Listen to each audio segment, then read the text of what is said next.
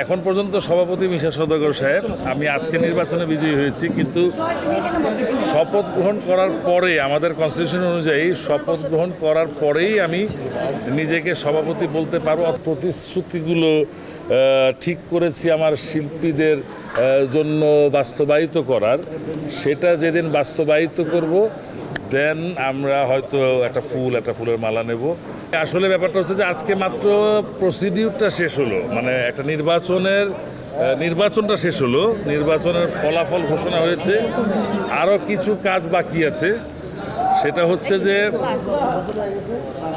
Appeal board declare যখন দিবে যে কোনো আপিল আপত্তি হয়নি, তারপরে যখন ফাইনালি চার্টটা টাঙানো হবে যে this committee is legally elected committee, then আমরা যখন শপথ গ্রহণ করব তারপরেই আপনারা এখন পর্যন্ত সভাপতি মিশা সওদাগর সাহেব, আমি আজকে নির্বাচনে বিজয়ী হয়েছি, কিন্তু শপথ গ্রহণ করার পরে আমাদের কনস্টিটিউশন অনুযায়ী শপথ গ্রহণ করার পরেই আমি নিজেকে সভাপতি বলতে পারবো, অথবা আপনারা আমাকে অ্যাড্রেস করতে পারবেন অ্যাজ এ প্রেসিডেন্ট।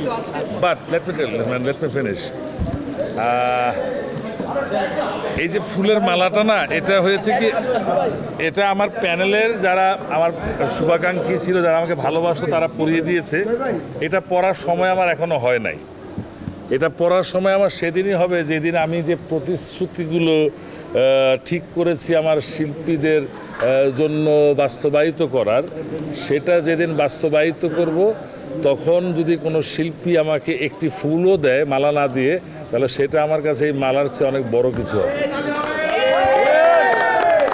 তো আসলে নির্বাচনে জয়লাভ করেই তো আর সব কিছু শেষ হয়ে যায় না। যে জিনিস, যে কর্মকাণ্ডগুলো আমরা বাস্তবায়ন করার জন্য চিন্তা চেতনা নিয়ে আমরা একটি প্যানেল গঠন করেছিলাম, অনেকেই হয়তো এই প্যানেল থেকে জয়লাভ করতে পারে নাই।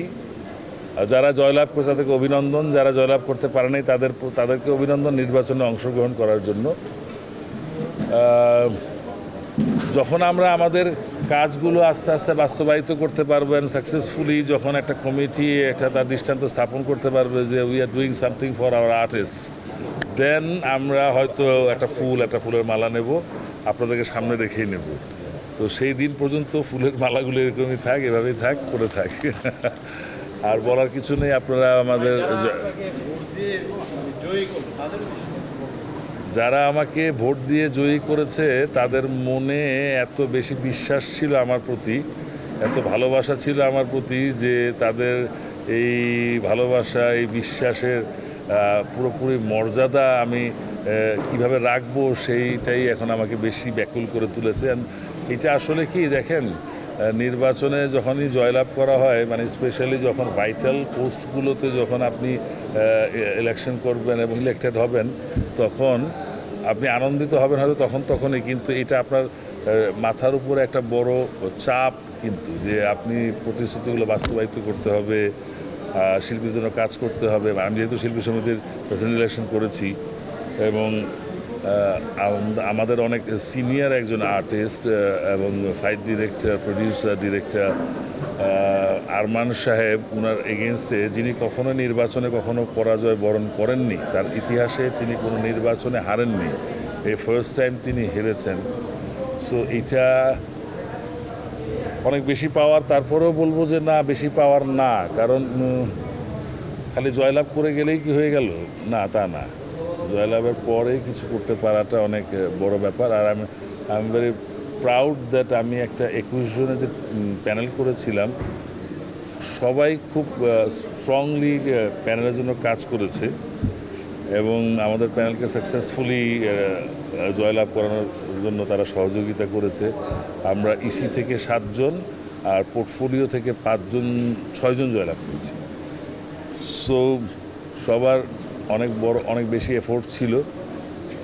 থ্যাংক ইউ আপনাদেরকেও, thank you all my journalist friends and brothers that আপনারা সাপোর্ট করেছেন।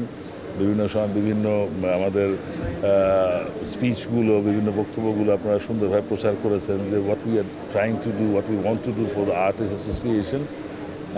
So thank you all. দেশে দেশে সবার সাথে দ্য নিউজ।